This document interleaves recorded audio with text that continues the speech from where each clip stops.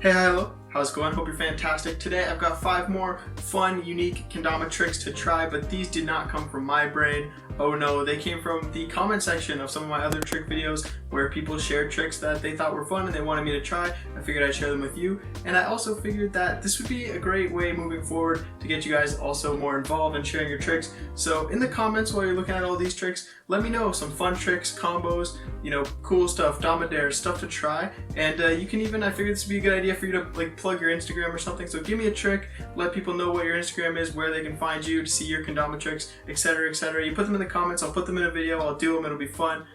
Perfect. So yeah, I've got 5 tricks that people claim are fun, and then a bit of a bonus combo at the end. So let's get into the first fun kendama trick that people told me is fun.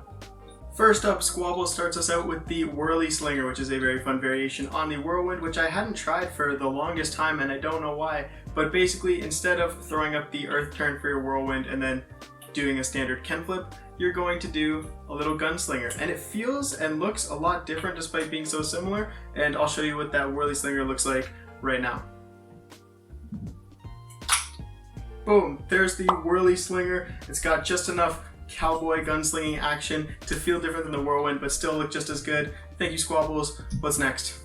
What'd you see, Edge says the funhouse is great, and I absolutely agree. I don't know how this hasn't made it into one of these videos unless it already has and I'm just Alzheimer's.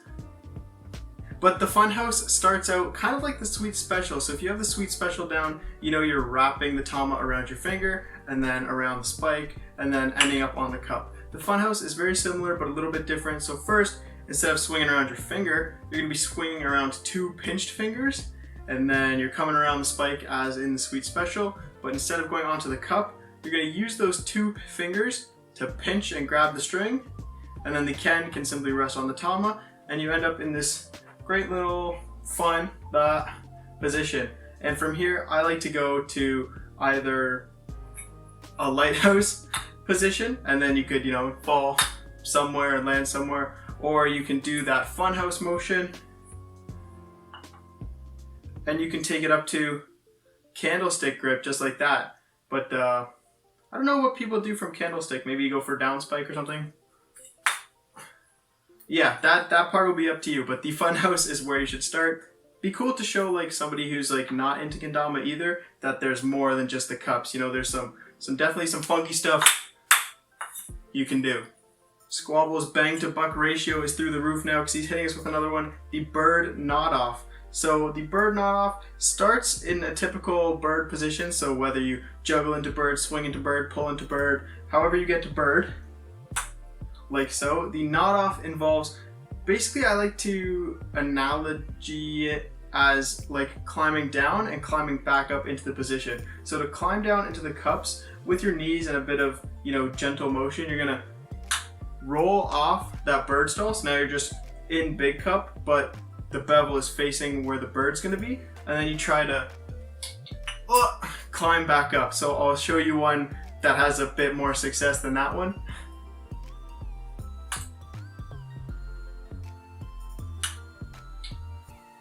There, so you see how that just gently climbed itself back into the bird, a nice little perched seat.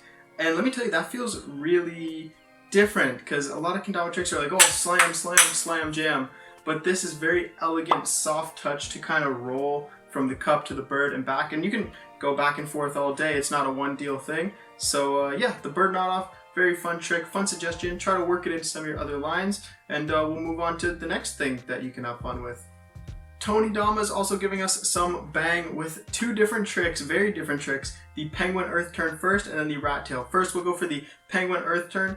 Again, it's not a crazy trick, it's just something strange that I never would have thought to try unless somebody told me to, so I'm grateful. I don't love the penguin grip too much, especially because if you need the spike up here, you've got to be in basically a Sarah grip. So we'll get into the penguin spike grip, and then the earth turn. It's this weird chicken wing thing that I've mentioned before. I don't love it, but it's fun to try new things. So try that penguin earth turn, it would look something like this. Oh.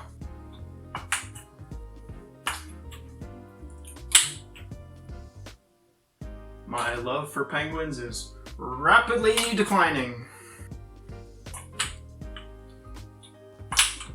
Ah, we'll take that. It's a little bit of a cheat. No, we won't take that. We will do it the right way. The right way. Oh. Ah, there it is. The penguin the right way. Thanks, but no thanks, Tony.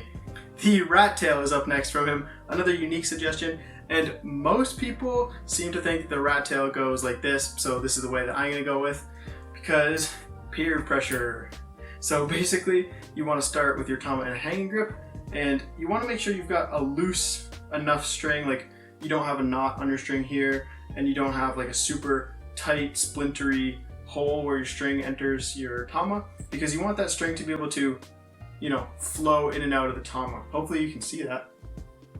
But once you have that, you're basically gonna pull straight up and try to grab that string when you can see it out the bottom, so you end up here. So again, pull up, grab that string, and then that's basically the main piece of the rat tail, and the next part is just where do you want to go from here. Typically, I like to just, you know, try to swing it into like some kind of earth turny vibe, or just pull it up to the cups or something, but you can get more creative.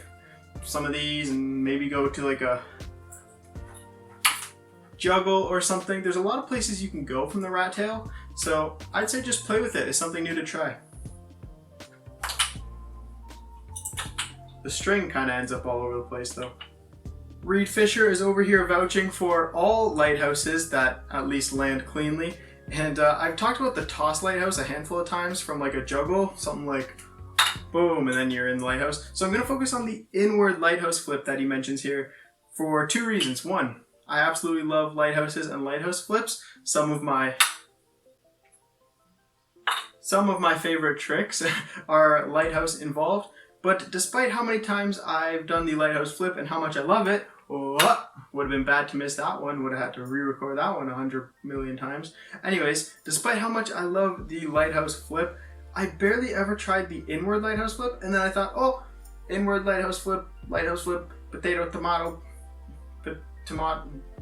It's basically the same, you would think, but the inward lighthouse flip feels so much different, and it's a lot more difficult, because with a regular lighthouse flip, you're seeing the base cup come at you, and you're able to, you know, track it, land it nicely on the tama. But I find with the inward lighthouse flip, well, like it's really hard to, you know, calculate where it's gonna land if you don't have like that muscle memory feel for it.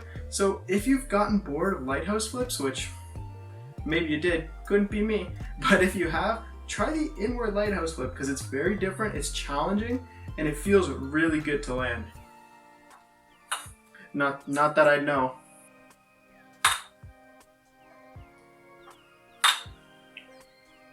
There it is, the inward lighthouse flip. Good suggestion. And I think that was just about 5, but like I said, we've got a bonus kind of combo action here, more than just one trick, a handful of tricks strung together, and that's from Rylan Trapani, probably. Says the flying V juggle to lighthouse, then a down spike is a fun and satisfying combo. So I'm gonna give that a try just to show you what it looks like, and then it could be a Dama-dare for you. See if you can hit it in your next session when you're bored and out of ideas. Let's give it a shot. Alright, so the flying V and then into like a juggle to lighthouse, I think makes sense. I don't know about the down spike part, but that was up to flying V. Then we can, I guess, try to juggle up to lighthouse. I don't know if, can I do a juggle in between, or does it gotta go right to the lighthouse? That I don't know. I think right there would be good if we can get up there.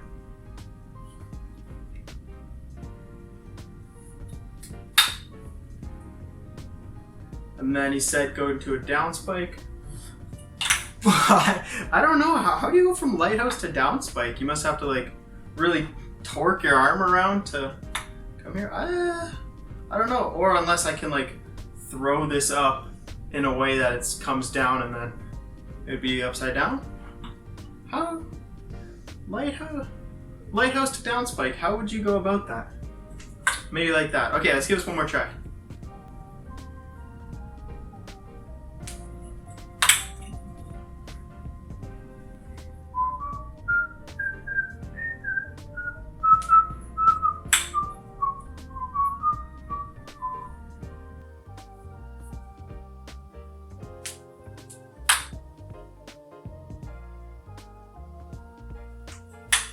Oh, that was on the bevel's edge for sure. I don't know how to go to lighthouse to the down spike. I will work on that. But regardless, that's a great combo for you to try. Can confirm that the flying V into the juggle up to a lighthouse is very fun and satisfying. Can't tell you too much about the lighthouse into the down spike due to lack of evidence, but I'll keep working on it, and I hope you enjoy trying some of those tricks. Like I said, please drop a comment with your favorite tricks and tell me all about your Instagram and everything you love to do on the weekend, and I'll let everybody know in a video like this where I can do more of your tricks and your dominaires and all that fun stuff, and I'll share it with everybody. It'll be a great time. Have a good day. Enjoy your day.